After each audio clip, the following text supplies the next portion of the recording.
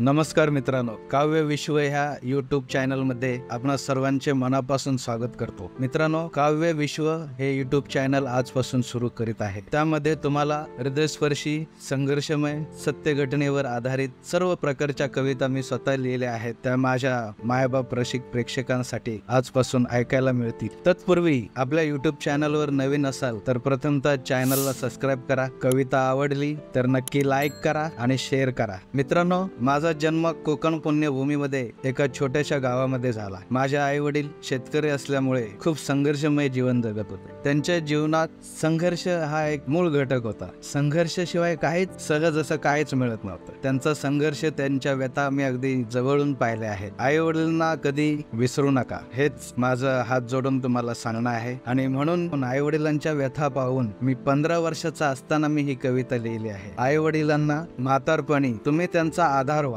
त्यांना सुखी ठेवा, शिका, संघटित व्हा आणि संघर्ष करा आणि आई वडिलांच्या इच्छा पूर्ण करा। एवढंच तुम्हाला हात जोडून माझं सांगणं आहे आणि आपल्या कवितेला आपण सुरुवात करूया। आई वडील जगात थोर, उपकार त्यांचे फार, पाहतोय आपण त्यांच्यामुळे हे जग सार, पाहतोय आपण त्यांच्यामुळे हे जग सार, करून काम गाळून घाम केला सुखी संसार, पाहतोय आपण त्यांच्यामुळे हे जग सार, सांभाळ करण्यासाठी त्यांनी केले जीवाचे रान, मनाविरुद्ध वागून त्यांचा करू नका अपमान, अपमानाने येईल त्यांच्या नयनी अश्रूंची धार, पाहतोय आपण त्यांच्यामुळे हे जग सार, खूप शिकावं, नाव करावं, घराण्याच ते मोठ। मित्रांनो, आपल्या आई वडिलांची एवढीच इच्छा असते, माझा मुलगा खूप शिकावा, आमचं घराण्याचं त्याने नाव मोठं करावं, एवढीच इच्छा अपेक्षा असते। म्हणून लिहितो, खूप शिकावं, नाव करावं, घराण्याच ते मोठ, हीच अपेक्षा आई वडिलांची, सांगत नाही खोट, कमी न पडले सदा वाहिला संसाराचा भार, पाहतोय आपण त्यांच्यामुळे हे जग सार। कवितेचा शेवट लक्षपूर्वक ऐका।